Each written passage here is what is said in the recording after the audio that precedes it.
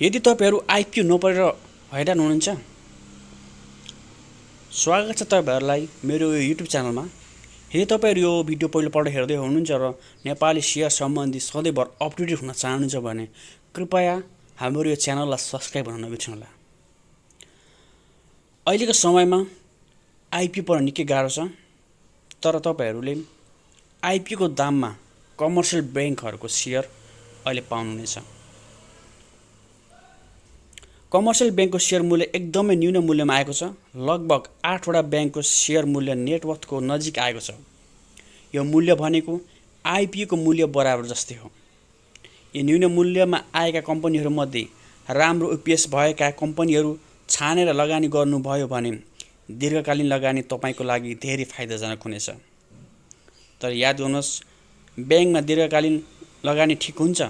आज लगानी गरौँ भोलि फाइदा खोज्नु भयो भने त्यो बैंकमा सम्भावना छैन।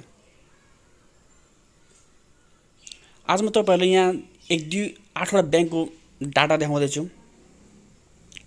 यदि तपाईहरु आइपिओ परेन भनेर दुःख हुन्छ भने यी 8 वटा बैंकहरु तपाईहरु छानेर यसमा लगानी गर्नुभयो भने यो आइपिओ सरह हुनेछ।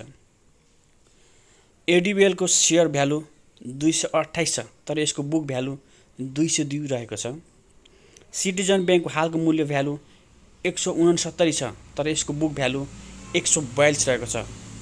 ग्लोबल बैंक को हालको शेयर भ्यालु 183 छ, तर यसको बुक भ्यालु 155 रहेको छ। जस्तै कुमारी बैंक को हालको शेयर भ्यालु 160 छ, तर यसको बुक भ्यालु 140 रहेको छ।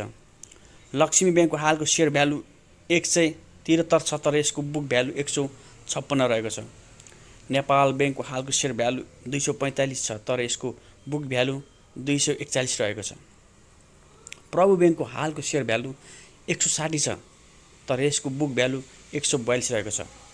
सनराइज बैंक को हालको शेयर भ्यालु 173 छ, तर यसको बुक भ्यालु 175 रहेको छ। नेपाल इन्भेस्टमेन्ट मेगा बैंक को हालको शेयर भ्यालु 174 छ, तर यसको बुक भ्यालु 166 रहेको छ। यदि तपाईहरुले लङ टर्ममा यी बैंकहरु राख्नुभयो भने अथवा अब आउने बुलको लागि तपाईहरुले तयारी भएर अहिले शेयर किन्नुभयो भने पक्कै पनि तपाईहरुले राम्रो नाफा कमाउनु हुनेछ। तर तपाईले आज किनेर भोलि नै तथा सर्ट टर्मको लागि नै इन्भेस्ट गर्नुहुन्छ भने बैंकमा सम्भव छैन। त्यही भएर तपाईले लङ टर्मको लागि र आइपिओ परेन भनेर दुःख हुन्छ भने यी शेयरहरु तपाईले आइपिओ बराबर आएको छ, तपाईले किनेर होल्ड गरेर राख्नुभयो भने अवश्य नै नाफा हुनेछ। धन्यवाद।